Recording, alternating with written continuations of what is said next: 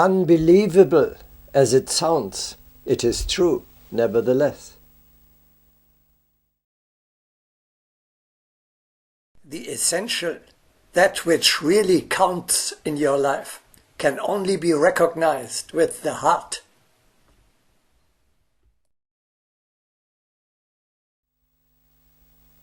One of the greatest pieces of wisdom man has ever discovered is this.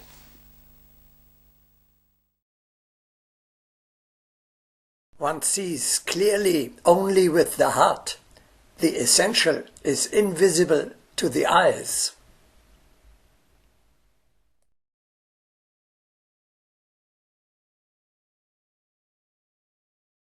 There is an eye of the soul. With it alone, one can see the truth.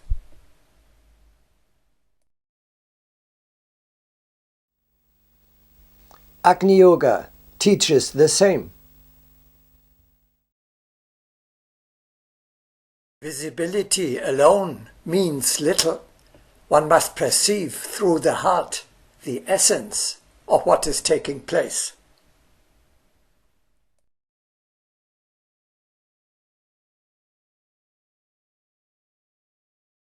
Only the language of the heart can convey the essence of existence.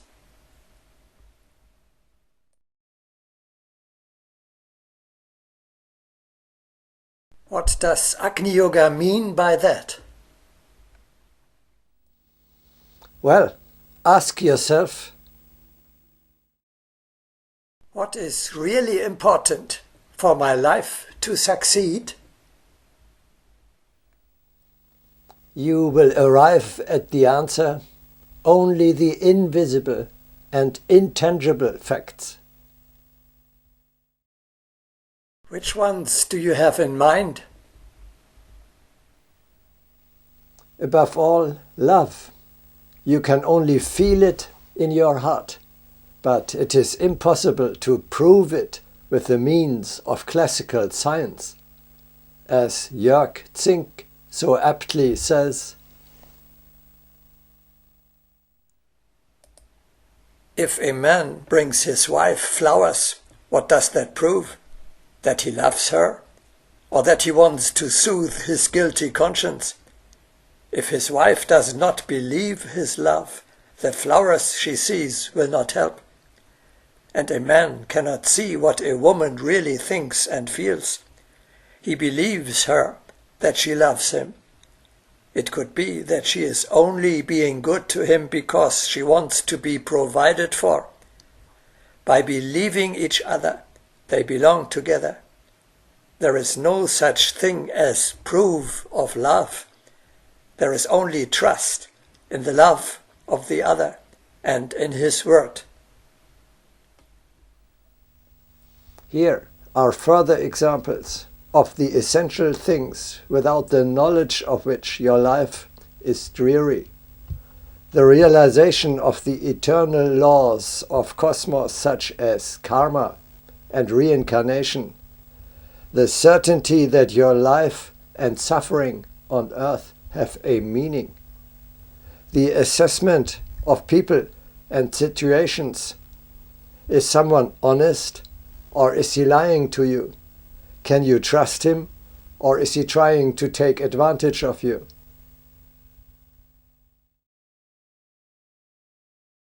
There are a few seekers of truth who, even in their earthly state, can penetrate to the real essence of things.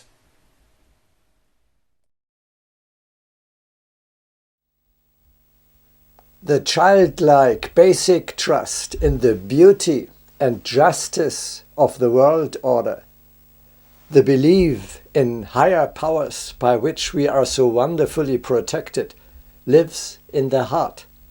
If it is petrified or dead, you will not be able to find support and orientation anywhere else. To know that we are under cosmical protection is in itself glorious and comforting.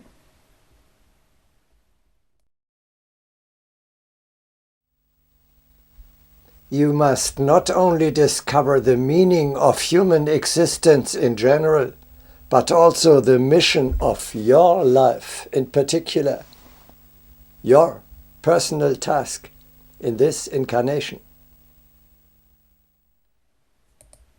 Your brain will tell you whether you are working successfully when it analyzes the balance sheet of your business, but only your heart can find out whether your work has a value, a deeper meaning. If you cannot feel that, you are a poor man, regardless of all your profits.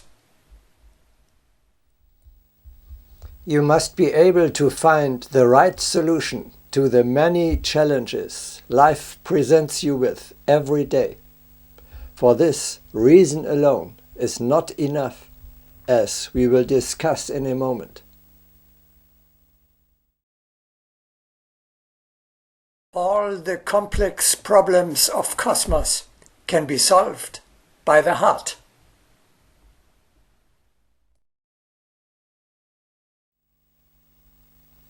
One can only pity those people who proudly call themselves agnostics and claim that no knowledge is possible beyond that which is visible and tangible. They will never find their way in life and take one wrong track after the other, because they always miss exactly that which is really essential. There is a saying that I hear again and again, especially from adults. They say it proudly and haughtily, not realizing how stupid it is. I only believe what I see. No one would say that if he had thought about it. He would realize that not just religion, but our whole life is about believing.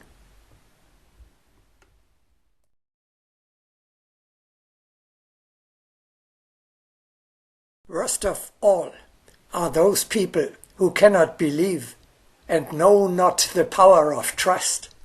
They are passing shadows.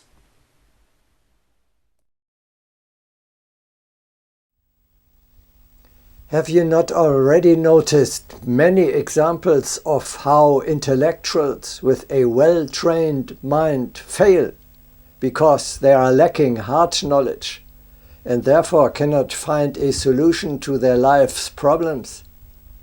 They seek expensive advice from psychotherapists and other fortune tellers, who, however, do not know any better either.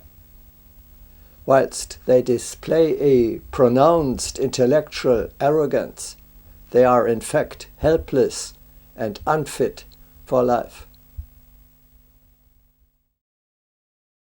Sound judgment is far more than mere intellectual cleverness. It is nothing other than heart knowledge.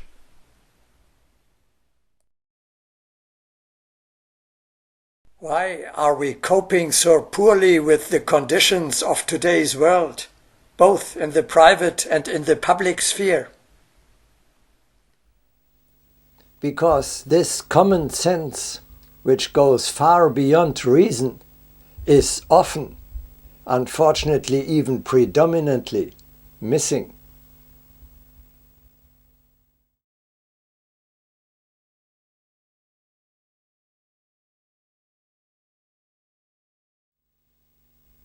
You can think with your mind and with your heart.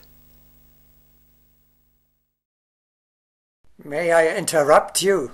The heart can think?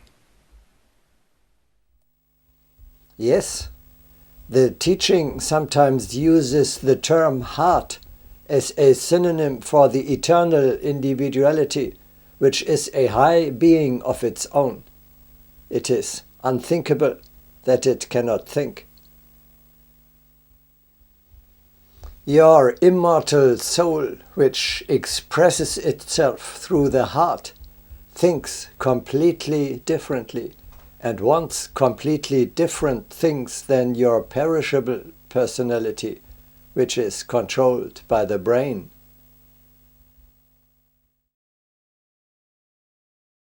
A person can think with the heart or think with the brain. There was perhaps a time when people forgot about the work of the heart, but now is the era of the heart, and we must focus our efforts in that direction. Thus, without freeing the brain of its work, we are ready to recognize the heart as a moving power.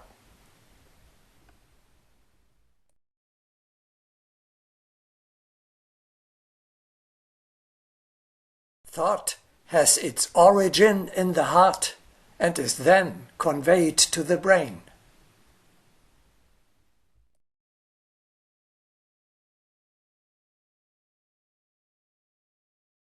The home of the consciousness is the heart.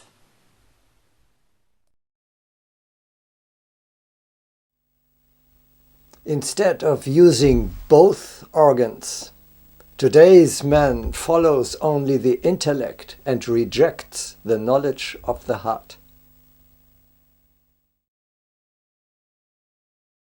The conflict between heart and reasoning is the saddest page in human history.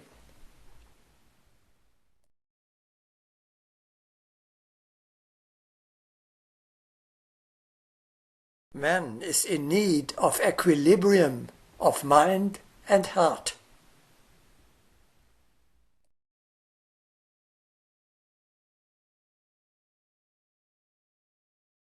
It is impossible to build up the brain unless there is refinement of the heart.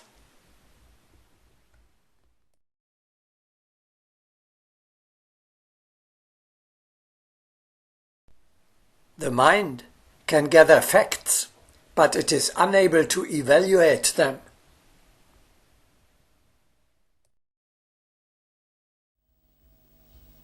In order to come to a decision about which solution or which path is the better one, you need to weigh the vast amount of applicable facts, which are relevant, which are irrelevant, which are crucial, decisive, and which merely secondary.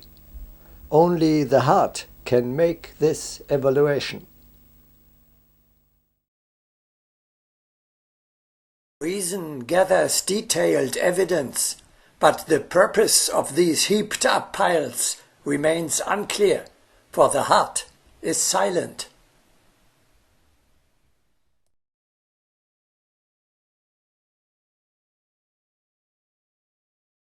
Prejudice is the progeny of reasoning, whereas knowledge through feeling dwells in the heart.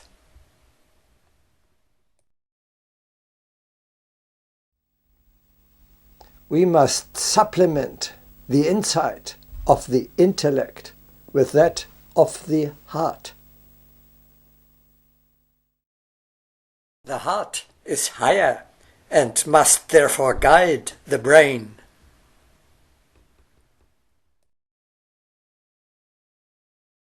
Reason is the guide of misunderstanding.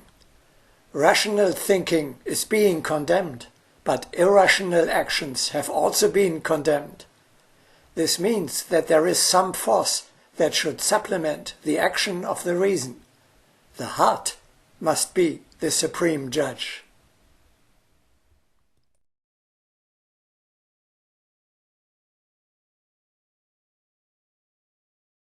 The reasoning mind must not be allowed into the domain where the heart should reign. The reasoning mind can always validate self-interest, but the heart will recognize untruth.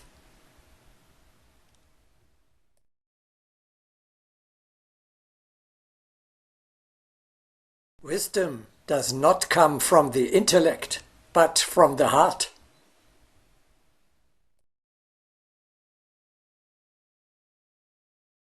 Let no one think that without the energies of the heart he can comprehend help, cooperation, and hierarchy.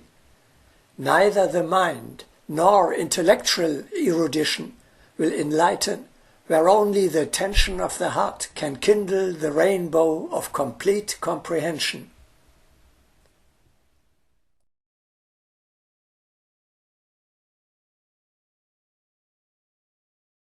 Truth is in the heart. Knowledge is in the heart. Enlightenment is in the heart. It is said that the yoga of love is the shortest path. Truly, it can be called the yoga of the heart.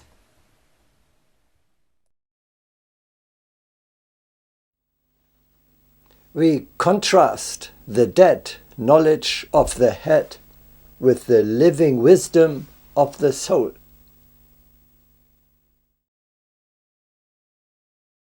The heart is a sage. The heart is a prophet. The heart is a supermundane messenger.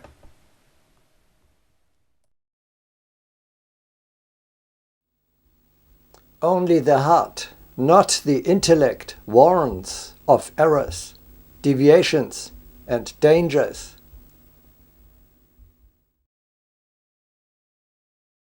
Ask an intelligent person what has most often warned him of danger and protected him from making mistakes or deviating. An honest person will say the heart, not the brain or intellect.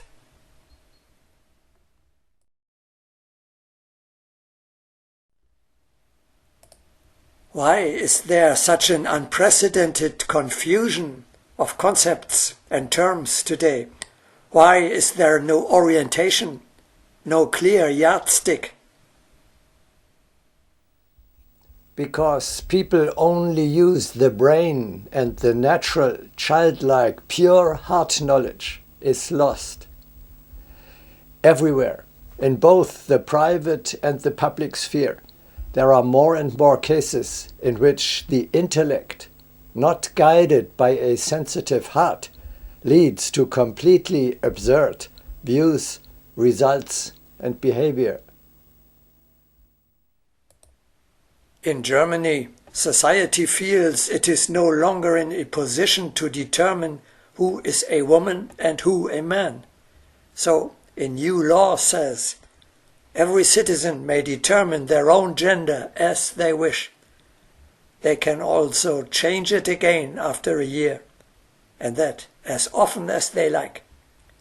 Someone who fathered a child yesterday, or will do so tomorrow, can pretend to be a woman and have this status legally registered. And someone who is pregnant and will soon give birth to a child must be regarded and treated as a man. An aberration that can hardly be surpassed in absurdity.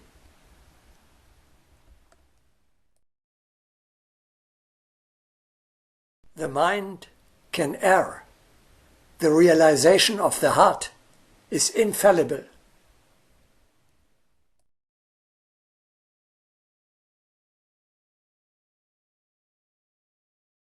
The eyes and ears can be deceived, but nothing can delude the heart.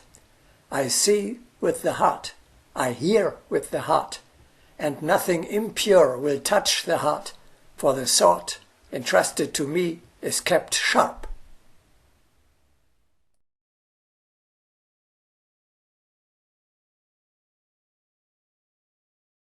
The brain makes mistakes, the heart never.